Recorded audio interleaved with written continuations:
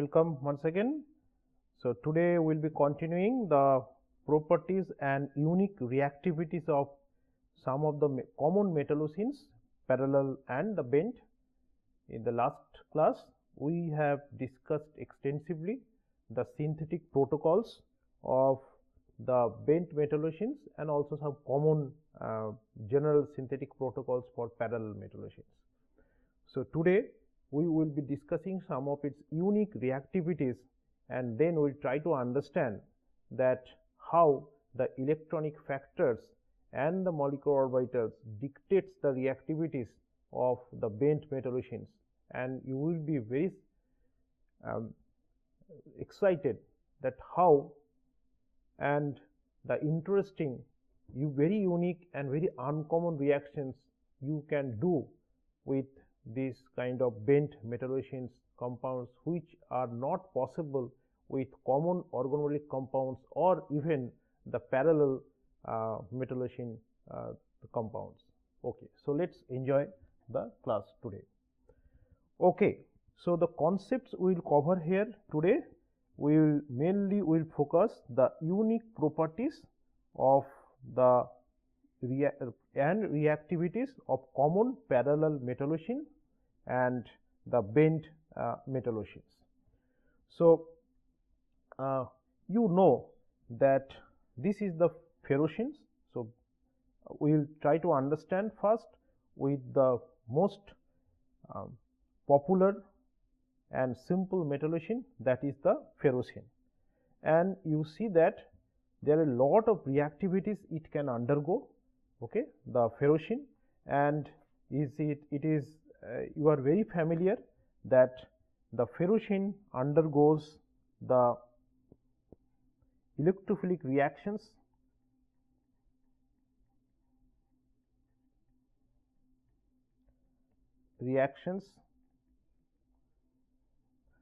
as the aromatic rings does, as example for benzene. And most interesting is that the electrophilic reactions is rapid compared to the benzene,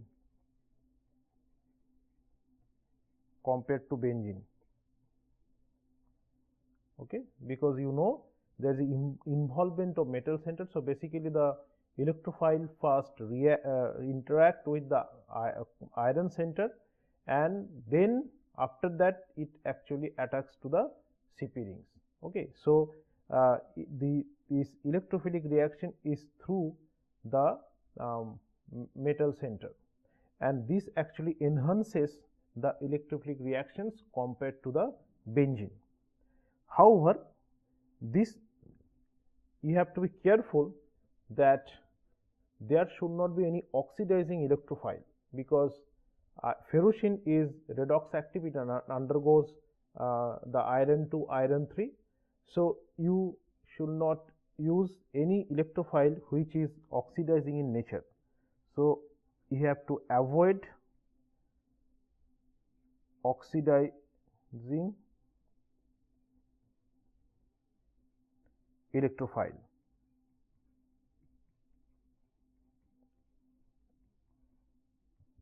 As example H2SO4, HNO3, like that.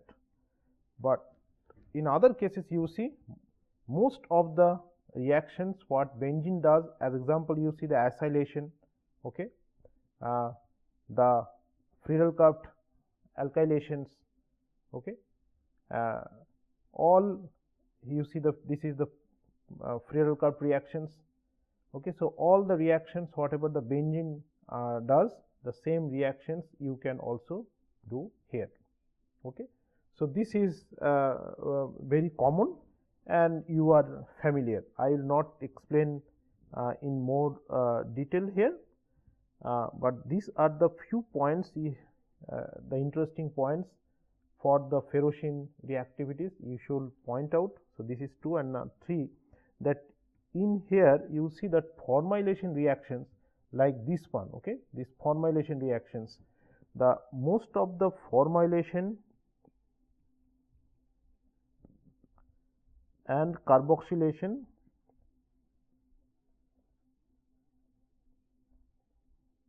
gives mono functionalization.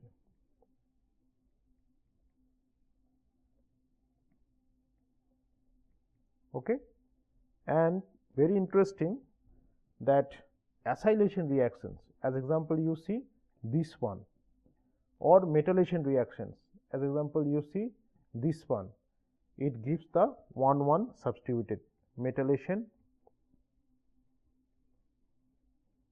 and acylation. So these are the basically key features, that's why I am just listing out. Okay, give 1,1 substituted ferrocene derivatives. Okay, you are quite familiar with this kind of compounds. Okay, this kind of reactivities. Okay, I am more interested like for this dilithiation, because you see this can be used as a key precursor for many useful ferrocene derivatives. As example, if you, and you know that for to get the dilithio you have to use the TMEDA, because these actually stabilize.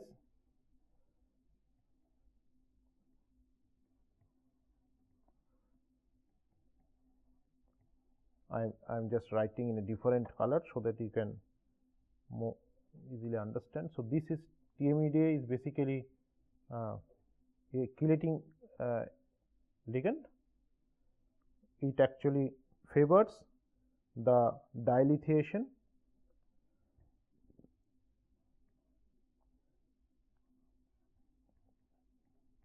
by chelating the dilithiated compounds. Okay, so you know that making dianion of a single compound is difficult. So that's why if you use this chelating ligand, it favors the dilithiation, and you can make it very easily the dilithiated ferrocene. If you don't use, you will see you will get the monolithiation here. If you use the TMEDA, you will get the dilithiated. However, condition is little different. Here we have to use low temperature, 0 degree centigrade, and here this room temperature is good enough. No need to do any extra precaution. Okay, but you have to be careful. This one is very reactive. This is very reactive and actually pyrophoric in nature. I am sure you know what is pyrophoric. It's which spontaneously catches fire. Okay, so I will just very briefly I will discuss that the application in organic synthesis and as a new functional polymers. You know that ferrocene is one of the very popular organometallic compounds which are used extensively in organometallic chemistry, synthetic chemistry, material chemistry and polymer chemistry domain. And you know why?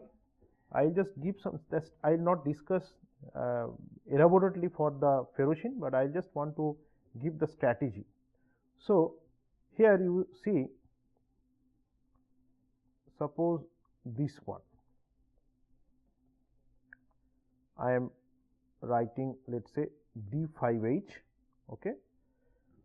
So here you see that it has the plane of symmetry, so it is no chiral. Now what will happen if I put,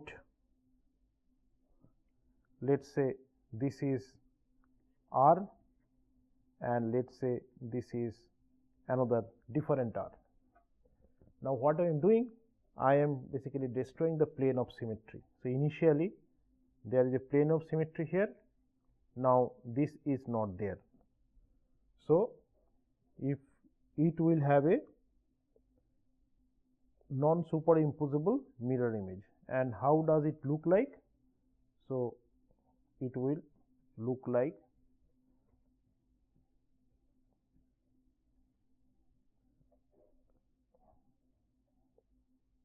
Okay.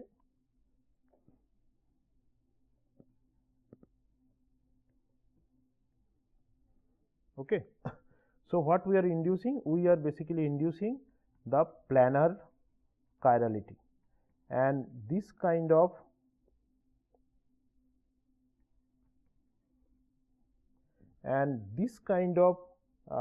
compounds will have uh, lots of applications in asymmetric synthesis as a chiral catalyst. Okay. So, chiral catalyst. Okay. So, if you design your ferrocene catalyst in this way, you can induce the chirality, and this is called the planar chirality.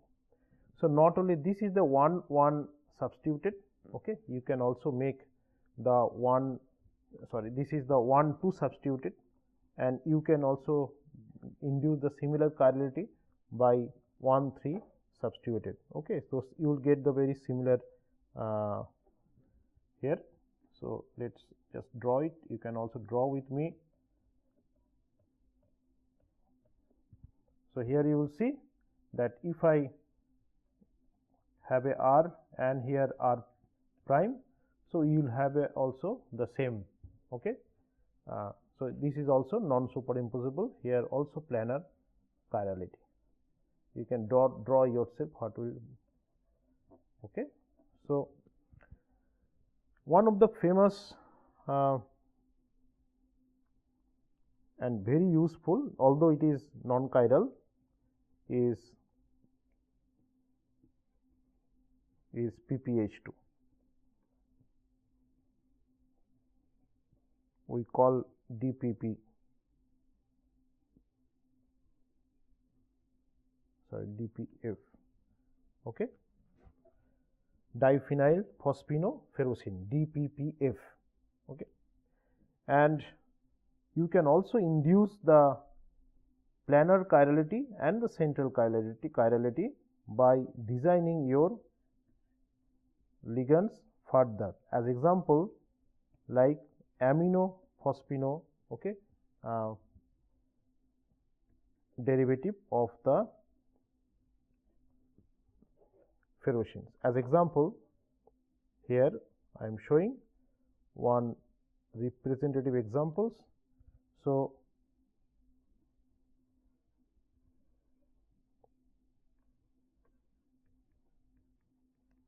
yes, and here you will see.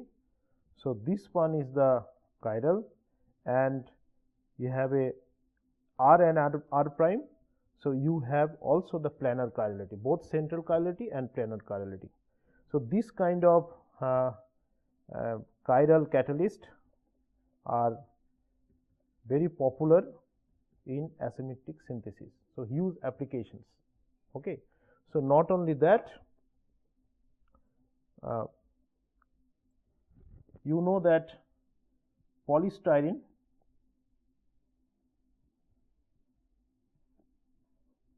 and if you do the polymerization, what you will get? You will get like this one. Okay. So, similarly, if you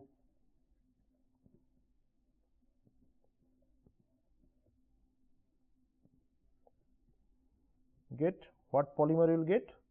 The similar polymer, here it is ferrocene. So, you will see metal containing polymers you can get, okay, by controlled radical polymerization or anionic polymerization, okay, using the AIBN or the other anionic polymerization. Not only that, a very interesting ferrocene derivatives which is actually strained in nature, and these are you can make it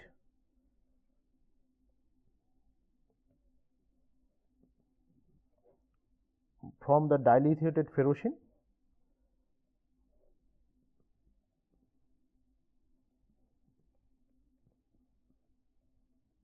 Okay. So, this one you can actually you can prepare from this one. Okay. So, if you react with the R2SiCl2, you will get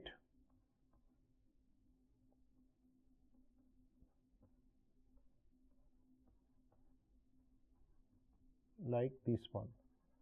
So, this is again, you see, this is a strained, okay, this is a strained metal ring, and this is called the silicon based ferrocyanophen. Okay. And this actually undergoes the ring opening polymerization, and you can get this kind of metal containing polymer, okay, like this one. Okay.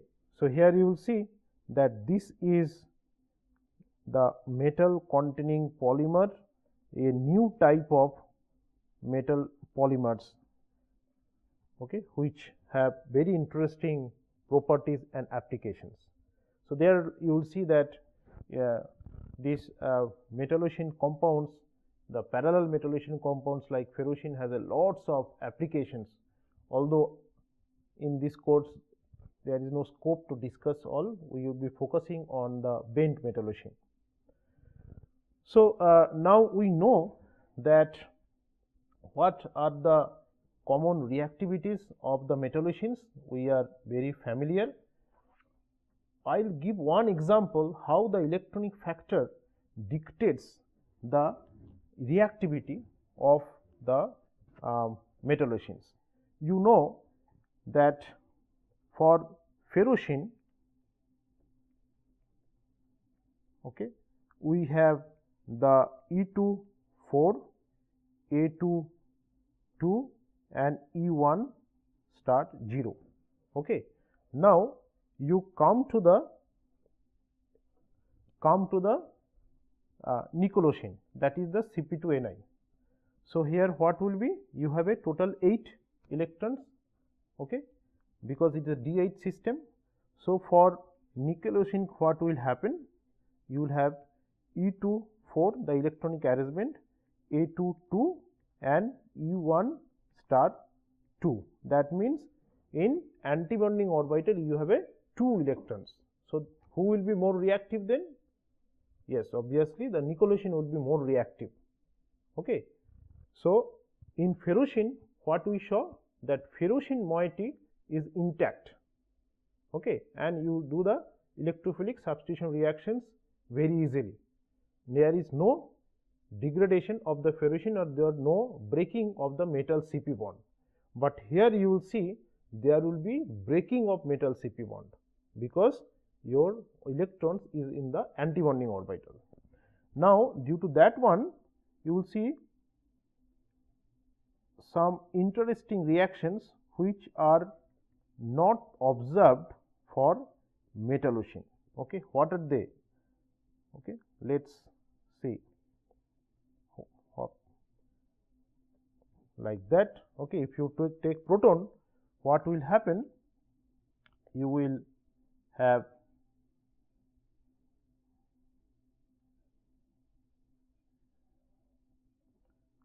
like this. So, you see that one Cp ligands is now basically now it will act as a butadiene, okay, cyclic butadiene. You have a Ni plus. Okay. So, it was this one is 20 electron system, okay, electron to total if you calculate 20 valency electron, and it is now 18 valency electron. I should write the valency electron, in short I will write the Ve, okay, otherwise it will be confusing.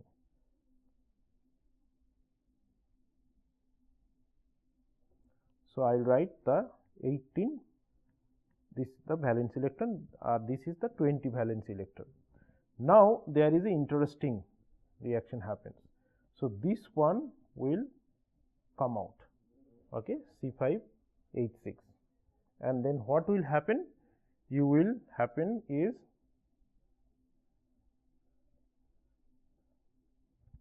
okay. So this is Ni plus, and this is actually now how many electron? 14 electron, 14 valency electron. Okay. Fine. Now what will happen? It will react with the another Cp2 nickel, and you will get a very interesting compounds which is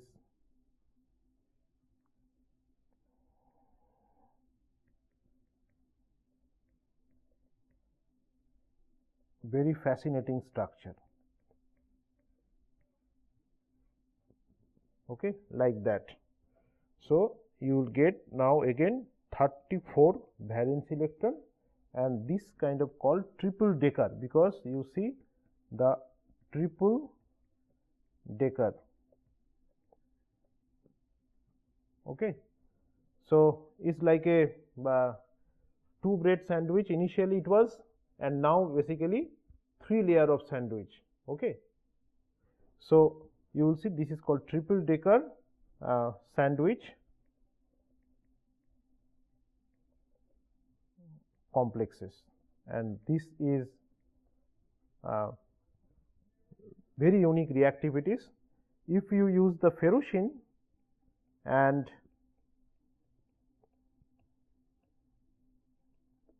okay, and if you add the H plus, what happens?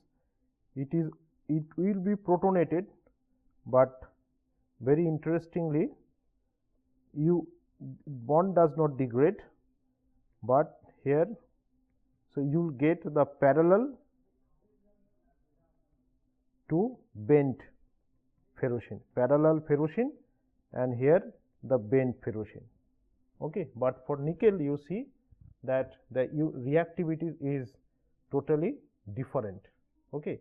So the electronic nature, what I want to tell or give the message, that electronic nature of the Metallocene will dictate the reactivity. So it is very important to understand the electronic nature of the Metallocene. So that's why you will see here this slide. This one we partly discussed in our previous classes. I just want to refresh. So here you will see that this is Cp2, 2 Cp ligands, the first one, this one, and this is vanadium, titanium is quite common, and it has a d1 electron. This is very important to understand, okay, that how many electrons are there in the d orbitals, and also total, that is the valency electrons. Both are very important to understand. Now this one, the next one is 2 Cp ligands and 2 chloride. So this is basically the category of like M, okay, and here I am just writing as MLN, where L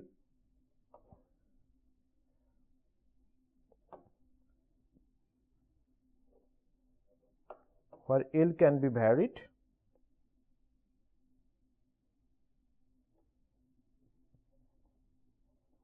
okay, L can be varied and also N can be varied, okay. So in this case you see that for titanium zirconium case, it is again the D0. So okay, and if you have vanadium and molybdenum, what will have?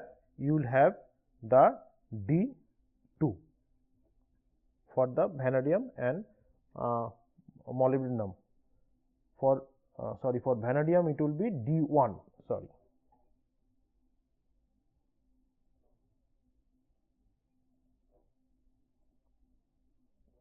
Yeah. So if it is vanadium, it will be D1.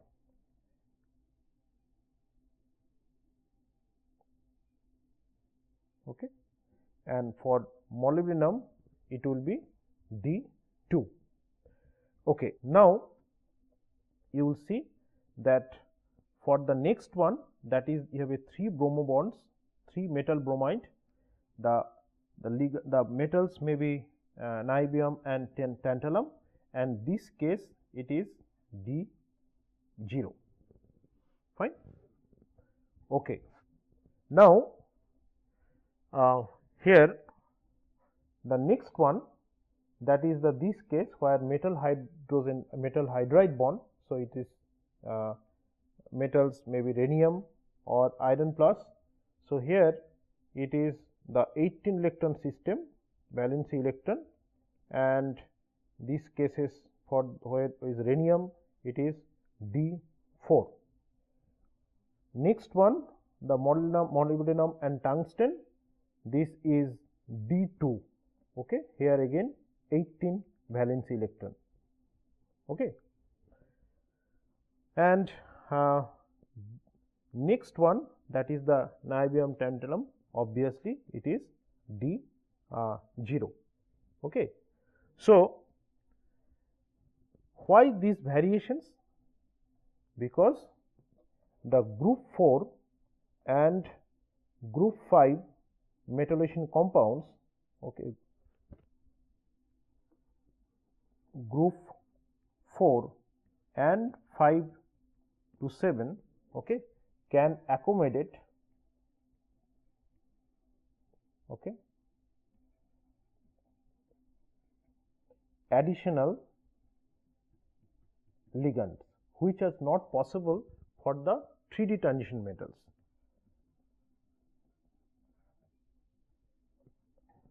Okay.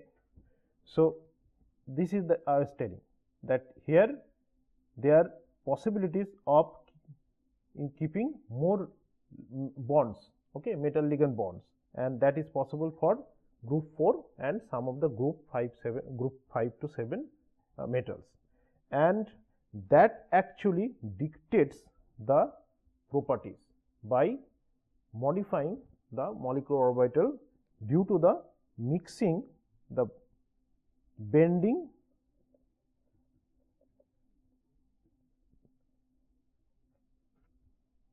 and which actually causes the mixing of orbitals. Mainly here the valency, I am telling the orbital spins, the valency orbitals, okay, the mainly d orbitals. So, due to the extra ligands here, these metallocenes are forced to bend, and due to this one, okay, there is a mixing of the valency orbitals, and you will see the different electronic arrangement compared to the parallel metallocene. Okay. So, this one will be useful to understand the electronic properties of the bent metallocenes and to understand the reactivities. Okay. So, in the last class we discussed extensively that how some of the bent metallocenes have a lone pairs, some of have not, and what will be the difference in this reactivity studies. Okay. So, here what I will be doing, I will be taking like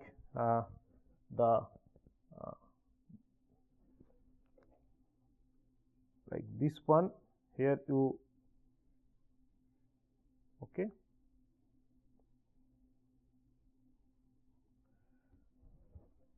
if you take the E2, A1 or E1, okay, this is actually antibonding in nature. Now, let us say this is for the CP2. I am just trying to give trying to discuss with one specific example. Let us say this is CP2 Ti, okay, and I am not ignoring the 2 chloride bonds, CP2 Ti. So, CP2 Ti is the D2 system, and 14 electron. Okay. Now, if I have two chlorides, okay. So, what will look like? So, here I have the two chlorides, 2 Cl minus. Okay. Now, I have 2 electrons here. So, that is this one, and for 2 Cl like this one. So, now if we do the simplified molecular orbital, so what will happen? Okay. So, this is your, so 1, 2, 3, 4. So, now your electrons will be here, and you see that this is empty, okay, vacant. Fine. So, this is my Cp2 TiCl2. If you recall, we discussed in the previous classes more extensively. So, here what will have? Empty orbital. So, this is the empty orbitals and empty orbitals. Okay. So, if it is empty, then it will be electron deficient. Okay. Now, let us take another example. This is a very simplified molecular orbitals approach to understand. So, similarly, if you take another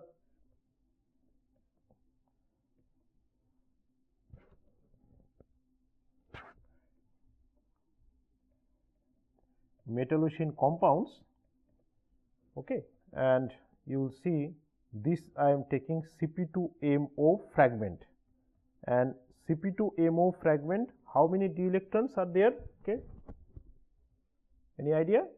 We discussed, yes, this is d4. Okay, now you arrange the d4 1, 2, 3, 4. Okay, like okay. Now you will see here, now I am 2 chlorides, and for 2 chlorides there is 1 electron and 1 electron. Now, if you form the simple molecular orbitals in a very simple way, now what will get? You will get here 1, and this is like this one. Okay. So, d4, okay, like this one, right. So, actually in Cp2MO, your electron is it is in triplet. So, I should write triplet here, like a triplet. So, what will happen here? So, you will see that 1, 2, 3, 4, 5, 6. Okay.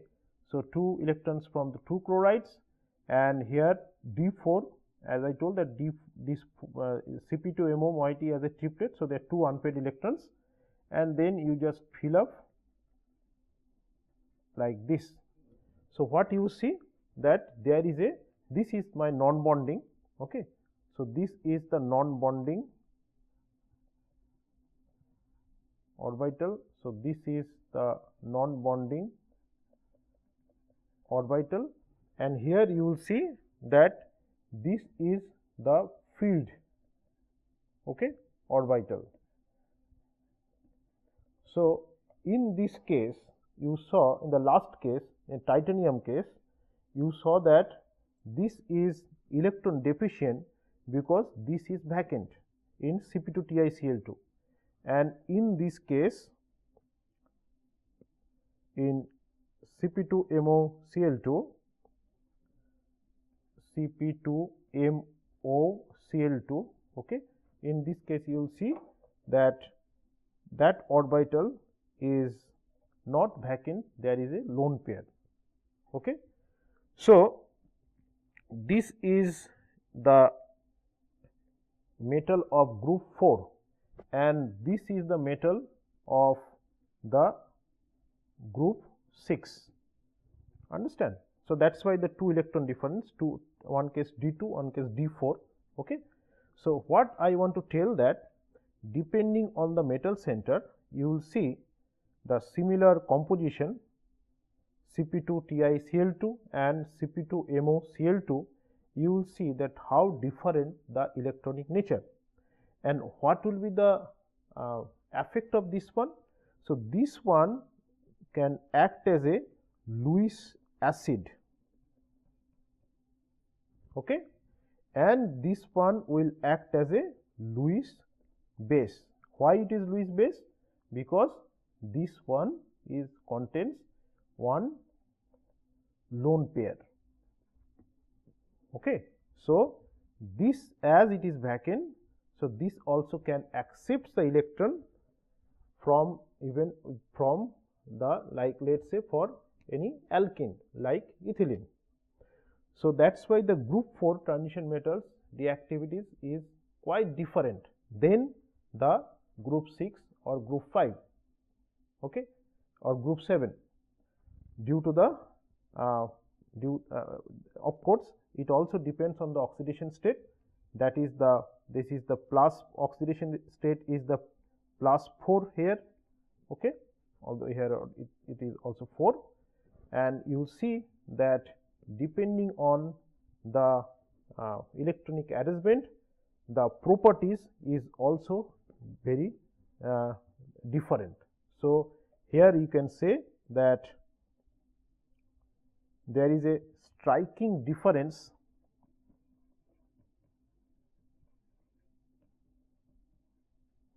in chemistry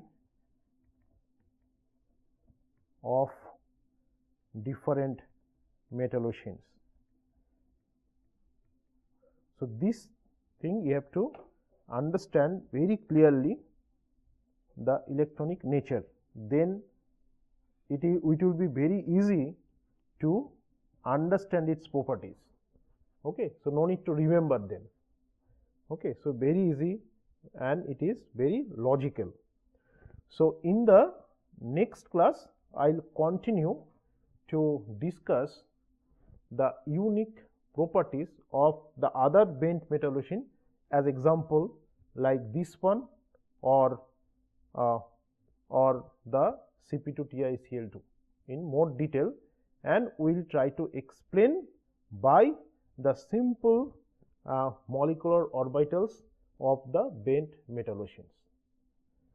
So till then, thank you and see you in the next class.